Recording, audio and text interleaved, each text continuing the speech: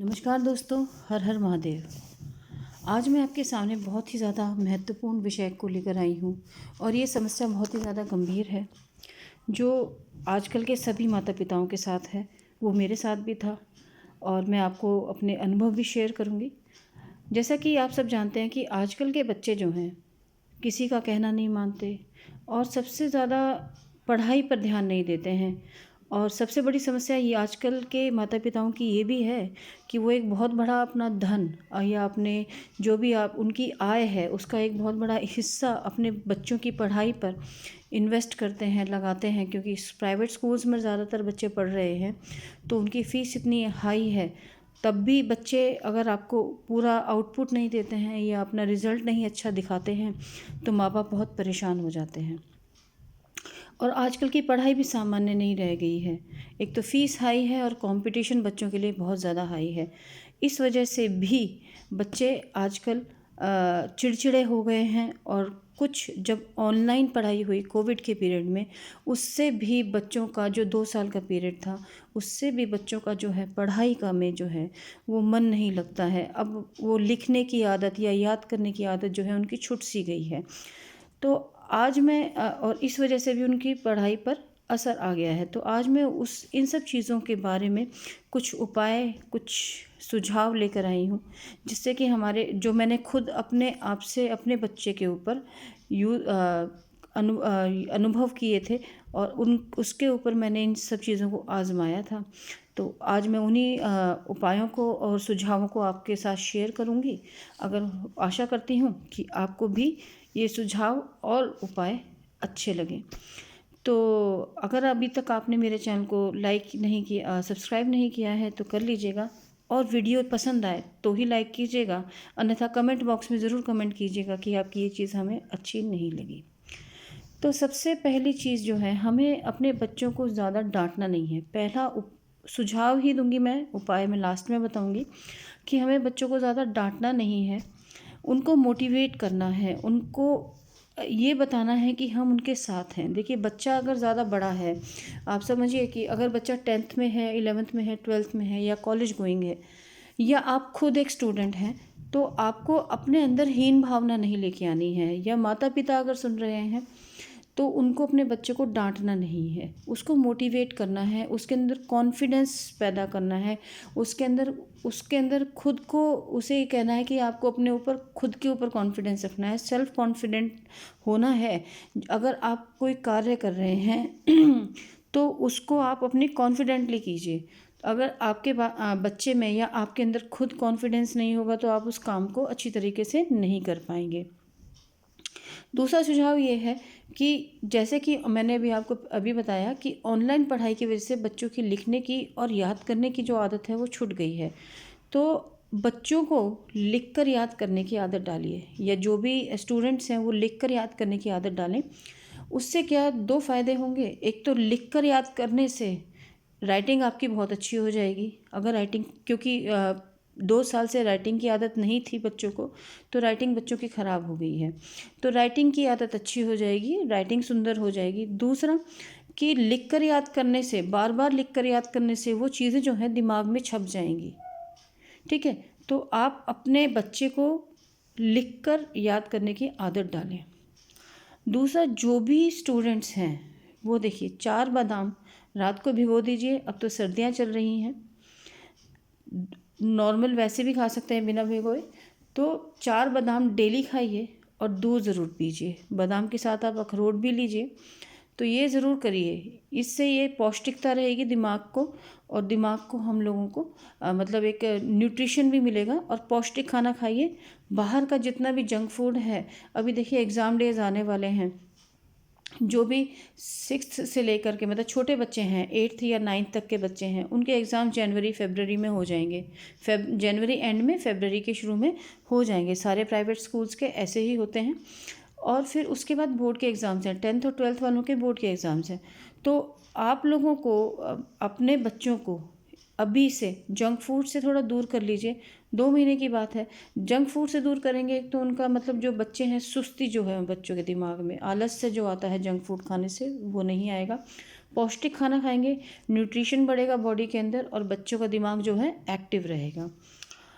अब दूसरा है, अब मैं आपको कुछ उपाय बताऊंगी जो माता पिता हैं वो भी कर सकते हैं, और जो कॉम्पिटिटिव एग्ज़ाम्स की तैयारी कर रहे हैं बच्चे, वो भी इन सब चीज़ों को कर सकते हैं। देखिए, सबसे पहले आप सुबह उठ कर के, सबसे पहला कार्य आपको ये करना है, उठ कर के आप स्कूल जैसे जाते हैं, डेली जाते हैं, स्कूल जाते हैं, कॉलेज जाते हैं, और जो कॉम्पिटिटिव एग्ज़ाम्स की तैयारी कर रहे हैं बच्चे, वो घर पर रहते हैं क्योंकि बड़ी क्लासेस में हैं, स्कूल या कॉलेज नहीं जाते हैं, जैसे आईएएस वगैरह की जो तैयारी कर रहे हैं बच्चे, तो उनको मैं ये कहूँगी कि आप लोग सुबह डेली नहाएं। सबसे पहले सूर्योदय से पहले या सूर्योदय तक नहा लें, और नहा करके सबसे पहला कार्य आपको सूर्य नारायण भगवान को 1 लोटा जल ज़रूर अर्पण करें।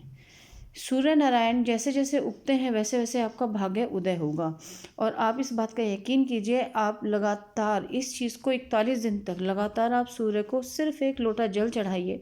सिर्फ अर्घ्य देने से ही सूर्य नारायण आपके जीवन में वो प्रकाश करेंगे, वो आपके साथ वो करेंगे, चमत्कार करेंगे जो आपने कभी सोचा नहीं होगा।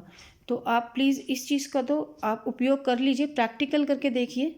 अगर समझ में ना आए तो चैनल को अनसब्सक्राइब कर दीजिएगा।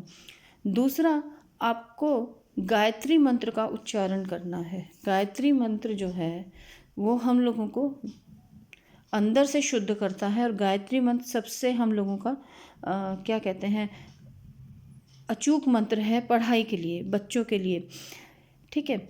और हम लोग जहाँ पर स्टडी करते हैं, सबसे बड़ी चीज़ हम लोगों की जो स्टडी टेबल, हम लोगों का जो स्टडी करते टाइम जो है, मुख जो है, चेहरे की मतलब दिशा जो है, वो या तो उत्तर की रखें या पूर्व की रखें, दक्षिण और पश्चिम की ना रखें। ये चीज़ जो है बहुत इम्पोर्टेंट है। ये ज्योतिषीय उसके हिसाब से भी बहुत इम्पोर्टेंट है कि जब बच्चा पढ़ता है तो उसकी दिशा, मुख की दिशा उत्तर या पूर्व होनी चाहिए। दूसरा, हम उत्तर की दीवार पर एक तोते का, हरे तोते का पोस्टर लगा सकते हैं, जिससे हम लोगों की बुद्ध की अनुकूलता बढ़ेगी। बुद्ध की अनुकूलता बढ़ने से हम लोगों के बौद्धिक विकास होगा, ठीक है ना। बुद्ध जो है, बुधवार का दिन है जो, वो हम लोगों का बुद्ध जो है वो हम लोगों को बौद्धिक विकास देते हैं, ठीक। अब हम लोग आते हैं शुक्ल पक्ष के पहले बृहस्पतिवार को। देखिए, ये कॉम्पिटिटिव एग्ज़ाम वाले कर सकते हैं, बच्चे खुद कर सकते हैं, और जिनके बच्चे छोटे हैं उनके माता पिता इस उपाय को ज़रूर करें कि कोई जो शुक्ल पक्ष का बृहस्पतिवार हो, जो अमावस्या के बाद पहला वीरवार पड़े या बृहस्पतिवार पड़े, उस पर सूर्यास्त से ठीक आधा घंटा पहले ये कार्य करना है। सूर्यास्त का टाइम आप अपने फ़ोन में गूगल करके निकाल सकते हैं, तो उससे आपको पता चल जाएगा। तो उससे पहले आपको क्या करना है कि एक बड़ का पत्ता लेके आना है, उस पर 5 अलग अलग प्रकार की मिठाइयाँ रखनी है, और 2 छोटी हरी इलायची जो आती है ना, वो रख दीजिएगा। और उसको शाम के टाइम पीपल के वृक्ष के नीचे, सूर्यास्त से आधा घंटा पहले पीपल के वृक्ष के नीचे बहुत श्रद्धा भाव से रख कर आइएगा। माता पिता कर रहे हैं तो कहेंगे, हे परमात्मा, हे ईश्वर, मेरे बच्चा बहुत अच्छी शिक्षा पाए और पढ़ाई शुरू कर दे। और जो कॉम्पिटिटिव एग्ज़ाम वाले हैं वो अपने कि हम एग्ज़ाम अच्छी तरह नंबर से क्लियर करें, हमारा नंबर लग जाए, इस तरीके से अपनी अच्छी शिक्षा की कामना करते हुए वापस अपने घर आ जाएं, और पीछे मुड़कर बिल्कुल भी नहीं देखना है। और ये उपाय लगातार 3 वीरवार करना है। इस उपाय से आपको चमत्कारी रूप में आपको इसका असर देखने को मिलेगा। देखिए, उपाय जो है आपको पुश देंगे, लेकिन कर्म आपको खुद करना है, आपको पढ़ाई करनी है। ये नहीं है कि आप कुछ याद नहीं करेंगे और उपाय करने से ही आपके नंबर आ जाएंगे, ऐसा नहीं होगा।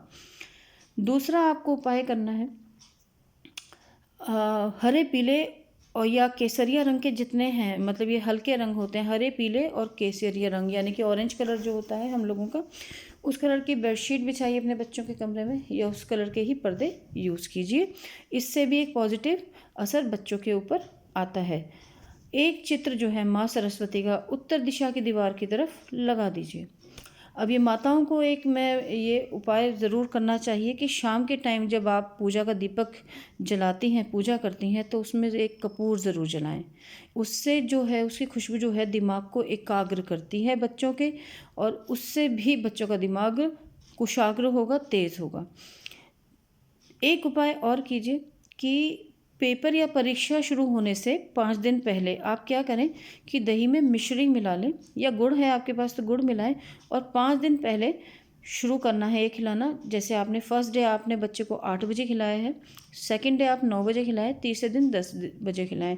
तो ऐसे टाइम बढ़ा दीजिएगा, और उससे क्या होगा कि आपके बच्चे का दिमाग तेज़ होगा, और उससे बच्चा पढ़ाई में ध्यान लगाएगा, और उसका दिमाग में तेज़ी आती रहेगी। आशा करती हूँ ये जो भी मैंने उपाय आपको बताए हैं। अच्छा, एक उपाय और है, जिन जिन के घर में श्री कृष्ण जी की तस्वीर है या लड्डू गोपाल हैं, जो अपने लड्डू गोपाल को दिन रात भोग लगाते हैं, तो वो क्या करें कि वो 2 पत्ते तुलसा जी के अपने लड्डू गोपाल को अर्पण करें, और साथ में वही भोग के जो पत्ते हैं, वही भोग के पत्ते अपने बच्चे को खाने को दें।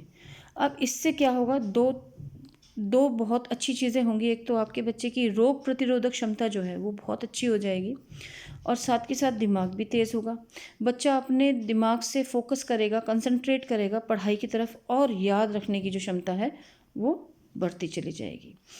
आशा करती हूँ आज की मेरी वीडियो में दी हुई जानकारी आपको अच्छी लगी होगी, और अगर आप ये उपाय करते हैं तो निश्चित तौर पर आपको लाभ होगा। ये मेरा खुद का किया हुआ अनुभव है कि इन प्रयोगों को करने से, इन उपायों को करने से हमको लाभ होता है।